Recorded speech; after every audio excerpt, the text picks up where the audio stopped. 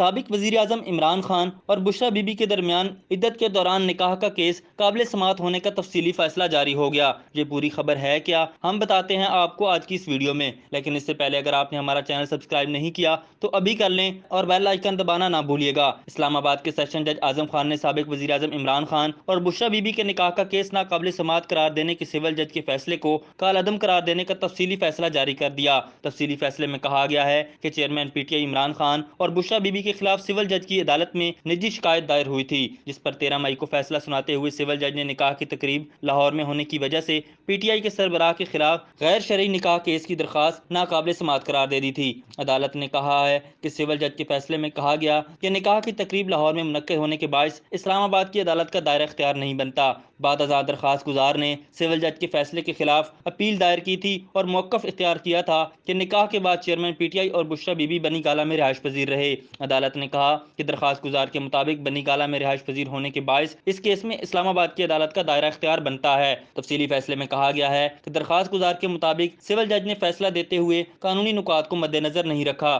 اور سیکشن 179 کے تحت جہاں واقعہ ہوا یا اس کے اثرات آئے، دونوں جگہوں پر کیس قابل قبول ہے۔ فیصلے میں کہا گیا کہ پراسیکیوٹر رانا حسن عباس نے درخواست کی مخالفت کی اور سول جج کے فیصلے کو درست قرار دیا، تاہم درخواست گزار کا کہنا تھا کہ سول جج نے ان کی دلائل تفصیل سے نہیں سنے۔ سول جج نے سیکشن 179 کے تحت درخواست کو نہیں سنا اور اس پر جاری کردہ فیصلہ بھی غیر واضح تھا۔ عدالت نے کہا ہے کہ سول جج کا فیصلہ اور فریقین کے وکلاء کے دلائل سننے کے بعد معلوم ہوا کہ کیس کو تفصیلی نہیں سنا گیا، چنانچہ درخواست گزار کی اپیل منظور کی جاتی ہے اور سول جج کا 13 مئی کا فیصلہ کالعدم قرار دیا جاتا ہے۔ تفصیلی فیصلے میں یہ بھی کہا گیا ہے کہ مذکورہ معاملہ جوڈیشل مجسٹریٹ بنی گالہ کو واپس بھجوایا جاتا ہے۔ قانونی نکات کو مد نظر رکھتے ہوئے جوڈیشل مجسٹریٹ درخواست پر فیصلہ کریں۔ عدت کے دوران نکاح کرنے کے اس کیس کا پس منظر کیا ہے، اس پر بھی نظر ڈالتے ہیں۔ واضح رہے کہ 5 اپریل کو عمران خان اور ان کی اہلیہ پر عدت کے دوران نکاح کے الزام پر دونوں کے خلاف کارروائی کے لیے عدالت میں درخواست دائر کی گئی تھی۔ شہری محمد حنیف نے اسلام آباد کی ڈسٹرکٹ اینڈ سیشن کورٹ میں درخواست دائر کی تھی، جس میں عمران خان، بشرا بی بی اور ریاست کو فریق بنایا گیا۔ شہری نے دونوں کے خلاف سیکشن 496 کے تحت کارروائی کے لیے دائر درخواست میں موقف اختیار کیا تھا کہ بشرا بی بی نے عدت پوری کیے بغیر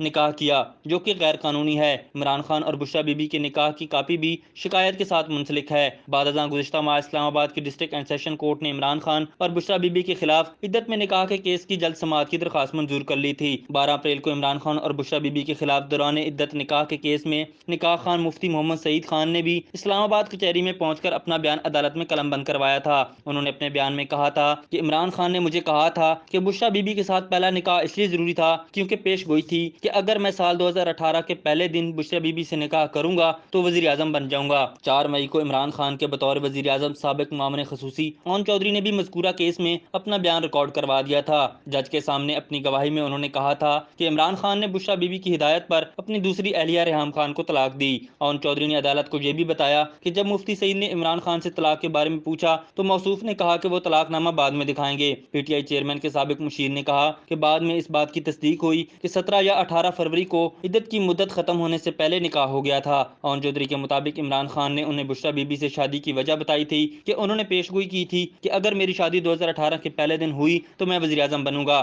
فاضل جج نے اون چودھری کا بیان قلم بند کرنے کی سماعت 10 مئی تک ملتوی کر دی تھی۔ بعد ازاں 13 مئی کو ڈسٹرکٹ اینڈ سیشن کورٹ اسلام آباد نے سابق وزیر اعظم کے خلاف غیر شرعی نکاح کیس کی درخواست ناقابل سماعت قرار دے دی تھی۔ ابھی تک کے لیے صرف اتنا ہی۔ مزید دلچسپ اور تازہ ترین خبروں سے آگاہ رہنے کے لیے ہمارے چینل اسلام آباد انسائیڈر کو سبسکرائب کرنا مت بھولیے، اور اگر ہماری یہ ویڈیو آپ کو اچھی لگی ہے تو اسے لائک کر دیں اور اپنی قیمتی رائے کا اظہار نیچے دیے گئے کمنٹ سیکشن میں ضرور کریں۔